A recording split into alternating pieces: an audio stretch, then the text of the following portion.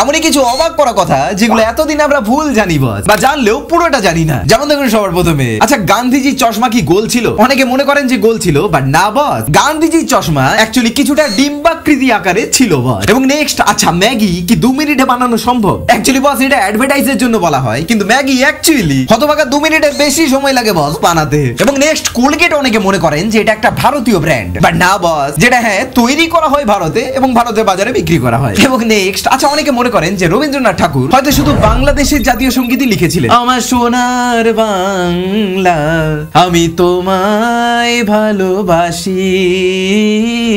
কিন্তু না বস, রবীন্দ্রনাথ ঠাকুর শুধু বাংলাদেশের জাতীয় সঙ্গীতই লেখেননি, তিনি সেই সঙ্গে ভারতের জাতীয় সঙ্গীত, এমনকি শ্রীলঙ্কার জাতীয় সঙ্গীতও লিখেছেন বস। এবং নেক্সট, আচ্ছা অনেকে মনে করেন যে বেগুন আসলে একটা হয়তো কোনো সবজি, বাট না বস, বেগুন আসলে কোনো সবজি নয়, এটা ফল বস। কারণ বেগুনের মধ্যে বীজ রয়েছে, এবং যেই জিনিসটার মধ্যে বীজ থাকবে জানবেন সেটা ফলের মধ্যে পড়ছে বস। আচ্ছা আপনি এর মধ্যে কোনটা এতদিন ভুল জেনে এসেছেন? তারা কমেন্ট বক্সে বলে দিয়ে জানতে কিনি, সব কটাকে বেগুন ছুড়ে মারা হবে।